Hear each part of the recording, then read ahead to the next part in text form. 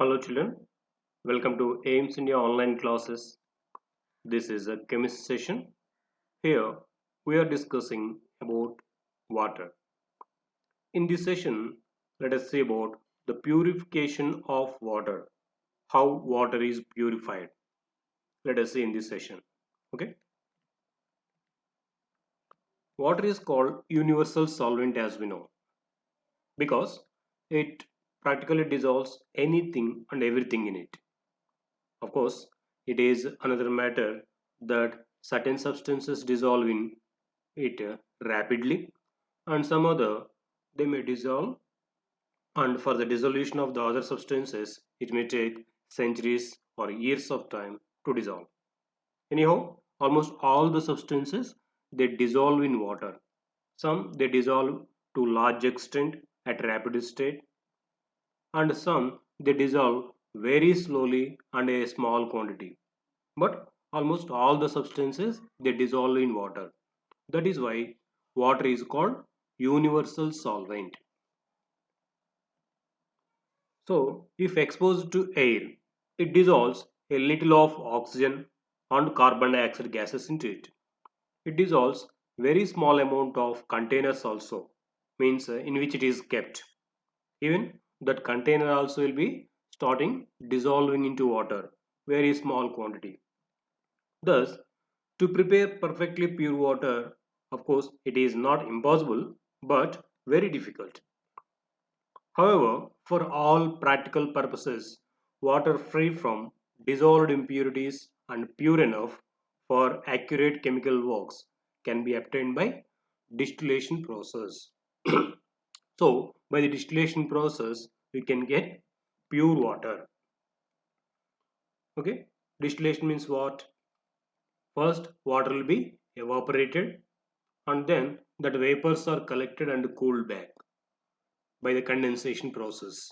Then we get pure water. That process of evaporation and condensation together is considered as distillation. Let us see here the methods of purification of water. Treatment of wastewater involves physical, chemical, and even biological processes which remove chemical and biological matter that contaminates water. Okay. First of all, wastewater is passed through bar screens. There, large objects like rags, sticks, cans, and plastic pockets, etc. These all will be removed by this. Okay, this is the first step in purification of water. And then water goes into a grit and sand removal tank. So, see here a big tanker. Into this, water will be sent after the removal of these big objects like plastic bags, sticks, and this all. Here, the speed of the incoming wastewater is decreased to allow sand, grit, and pebbles to settle down. So here, these all sand, pebbles, and grit, these all will be settled down in this tank. And then the water is allowed to settle in a large tank, which is containing a slope towards the middle. So what happens here? The solids like phases settle at the bottom of and are removed with a scraper. So what happens when water is allowed to stand in this large tank? All the impurities like phases and this all will be settled at the bottom and they will be removed continuously by using scrapers. This is called sludge. A skimmer removes the floatable solids like oil and grease. So some impurities like oil and grease will be floating on this wave water. So these will be removed by using a skimmer. So water so cleared is called clarified water. So what is happening here after the removal of these phases at the bottom by using some scrapers and the floating oil and greases are removed by using some skimmer. So by the removal of these all, water obtained so cleared water is called clarified water. The sludge is transferred into a separate tank where it is decomposed by anaerobic bacteria. So the sludge, which is separated from the water, is sent into separate tanks where it is being decomposed by anaerobic bacteria. The biogas produced in this process can be used as fuel or can be used to produce electricity also. So but from this sludge, which is removed from water, biogas is being produced by the help of anaerobic bacteria.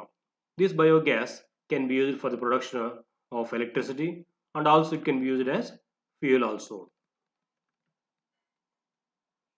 And then air is pumped into the clarified water to help aerobic bacteria to grow. Why to grow this bacteria? This bacteria consumes human waste, food waste, soaps, and other unwanted matter still remaining in the clarified water. If there are any unwanted materials in this clarified water still, like human waste, food waste, soaps, and these some other unwanted matters, these all can be removed by the growth of this aerobic bacteria. For the growth of this aerobic bacteria, air is pumped into this clarified water. Okay. After several hours, the suspended microbes settle at the bottom of the tank as activated sludge. So what happens? These microbes, they will consume these all waste and they will settle at the bottom as activated sludge. The water is then removed from the top. So in that way, these all waste materials are separated from the water. The activated sludge is about 97% water, which is removed from the water. So this contains around 97% water only. The water is removed by sand drying beds or machines. Dried sludge is used as manure, returning organic matter and nutrients to the soil. So even this sludge also is used as manure, but it contains around 97% water only.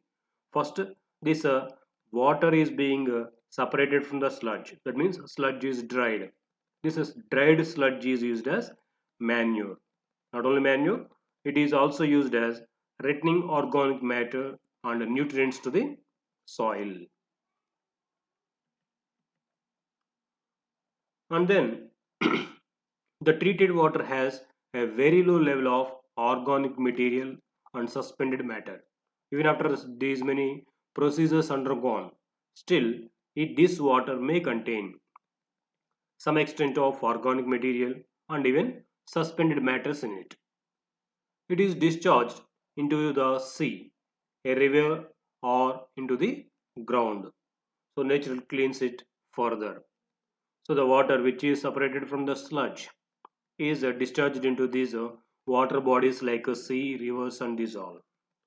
So that it is being purified further by the nature. Sometimes it may be necessary to disinfect water with chemicals like chlorine and ozone before releasing into the distribution system, that is into the rivers and groundwater. So here this passage of chlorine or ozone into the water, these will purify the water by killing these organic materials, so that water will be purified and then this water is sent to the distribution system. This water is now supplied to various places such as homes, factories, and etc. So after these all processes, after purification methods, this purified water is sent into various places such as homes and factories and these all. At homes, you often treat water before using it for drinking, isn't it? Even at our home also, we follow certain treatments, purification processes before we drink that. How? Like boiling, and by using some filters. These all by using these all procedures, we try to purify the water before consuming it. Various methods adopted in homes for making water fit for drinking. Do you guess those? What are those? Can you guess? One is boiling and using certain cleaning tanks like water filters we call them, isn't it? By passing chlorine gas or ozone gas into the water, water can be purified. Natural water and treated water. What is meant by natural water? Water which is occurring in nature in free state is called natural water.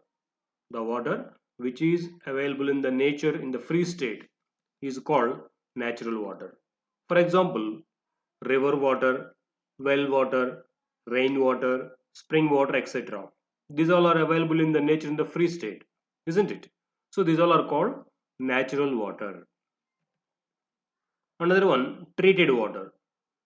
The natural water that is obtained after the treatment by some man-made processes and which can be used for some purposes is called treated water. So just now we have seen how to purify the water which is contaminated. So by those certain procedures we can make water purified. There the water obtained after the treatment of with the different procedures is called treated water. And the water which is exist in the free state in the nature is called natural water. Okay. Now let us see types of treated water. So we can get two different types of water with the treatments. One it is distilled water, another one is potable water. Here, distilled water generally used for chemical reactions, that is in qualitative analysis, and even it is also used for preparing soluble injectables because it is one of the purest forms of water. Distilled water is pure form of water, whereas potable water is used for human consumption. We cannot say as it is chemically pure. It contains some dissolved salts and dissolved gases in it, which are necessary for consumption. Okay, there are two types of treated water. First, let us go through the distilled water. Water obtained by the distillation of natural water such that contains no dissolved salts or gaseous impurities in it is called distilled water. The distilled water is purest form of water because it does not contain any other matter in it. It contains only water molecules. In that way, it is treated.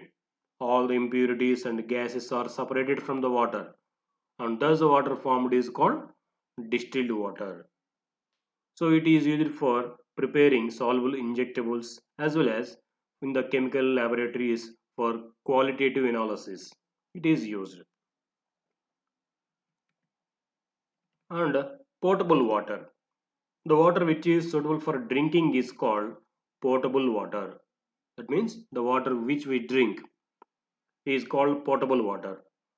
There is a huge amount of natural water on the surface of the earth, but the amount of water which can be used for human consumption and other animals is very small. Around 97.4 of the total water available on the earth is in oceans, isn't it? We know around 97% of water is in the oceans, which is salty, and hence it is unfit for human consumption and agriculture. Even it is unfit for using in industries also. Around 3% of the fresh water is of there. Out of that also, a large quantity is in the form of frozen glaciers on polar ice caps, and hence it is not available for human consumption. And hence only 0.01% of the fresh water is available which is fit for human use and even for animals. See how small quantity of water is available for the consumption. Around if you take the total water available on the earth, around 97, above 97% of water is in the oceans and seas. We know this water is salty and cannot be used by us, isn't it? It is the most impure form. It cannot be used for the consumption. Even it is not able to be used for agriculture and industries. So, in that around 3% of fresh water is available. Out of this, a large quantity of fresh water is in the form of glaciers and ice caps. So that is not a, we cannot use that water as for the consumption. It is not available for the consumption. So only around 0.01% of the fresh water is available for our consumption and for our remaining processes. So the fresh water is very precious for us. We have to use it wisely. Now let us see what are the qualities of this potable water. We are telling the water which is suitable for drinking is called potable water. So what quality should be there for drinking? Here, distilled water is a purest form of water actually, but it is not suitable for drinking purpose because it has a flat, insipid taste, and also it does not contain any dissolved salts and gases which are necessary for the consumption. That is why, even though distilled water is purest form of water, it is not suitable for consumption. Now let us see the qualities which are to be there for water to be potable water. One among them is it must be clear and colorless, and also it must be odorless. Should not contain any taste, odor, or smell. It must be free from harmful bacteria and suspended impurities. It must contain dissolved gases like oxygen and carbon dioxide as they give freshness to the water and also they give sparkling appearance. So the water which is containing these all qualities can be considered as potable water. That means that water is suitable for human consumption. Okay. Thank you for watching our video. Please subscribe our YouTube channel AIMS Today for latest updates on recorded videos.